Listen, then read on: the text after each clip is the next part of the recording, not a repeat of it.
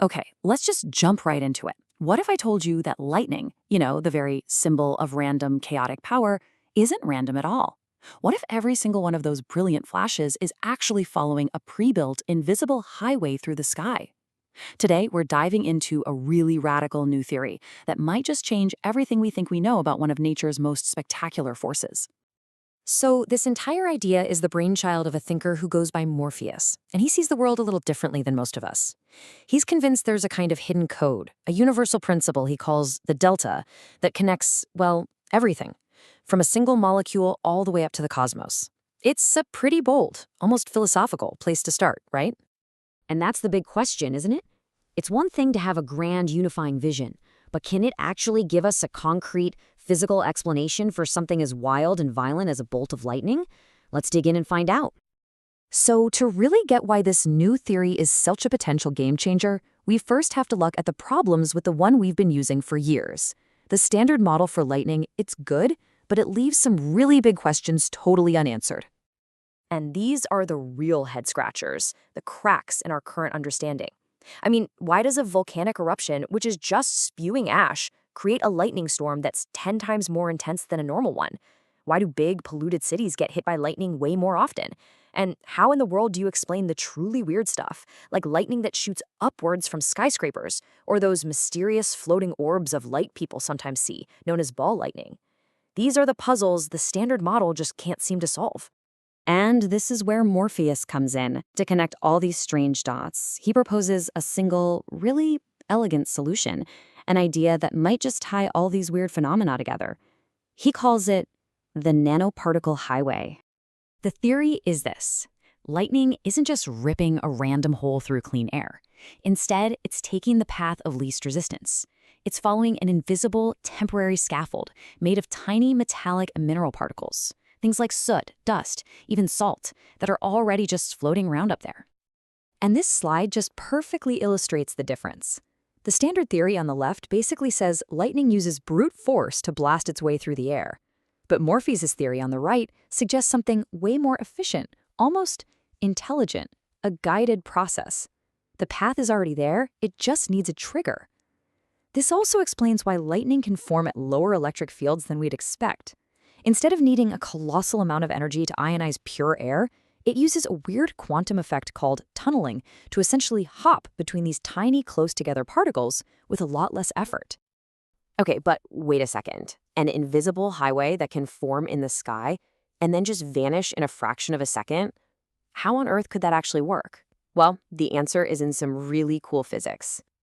The key mechanism here has a pretty fancy name, dielectrophoresis.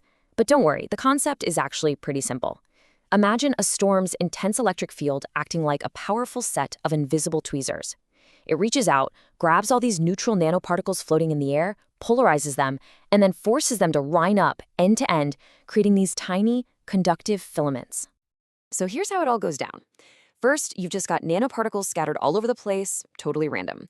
Then, the storm's electric field kicks in and aligns them into a whole network of potential pathways. The lightning strike then zaps down the easiest, most complete one of those chains. And finally, poof, the insane heat of the lightning bolt instantly vaporizes the very bridge that it just crossed. And that brings us to Morpheus' most powerful analogy, which I think is just brilliant.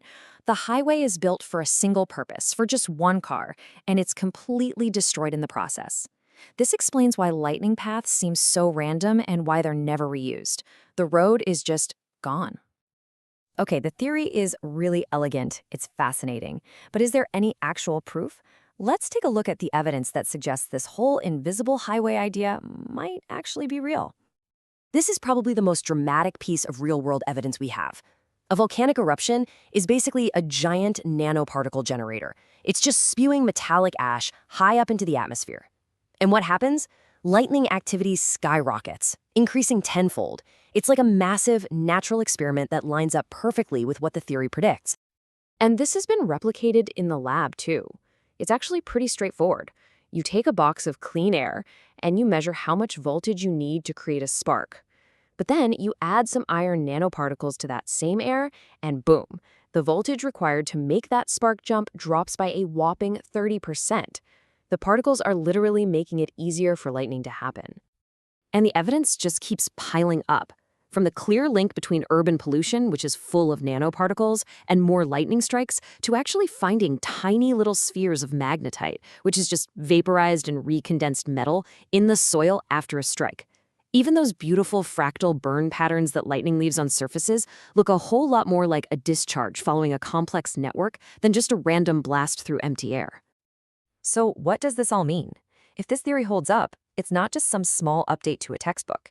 This would be a fundamental paradigm shift in how we understand atmospheric electricity. A total game changer.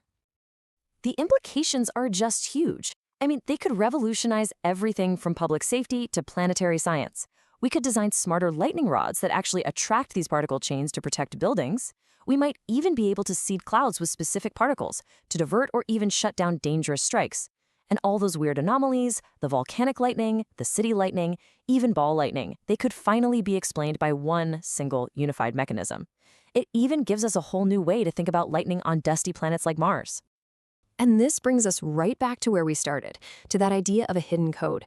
The nanoparticle highway theory suggests there's this dynamic, invisible architecture that's constantly being built and destroyed all around us. It really makes you wonder, what other hidden highways, what other invisible structures are quietly shaping our world, just waiting for us to finally see them?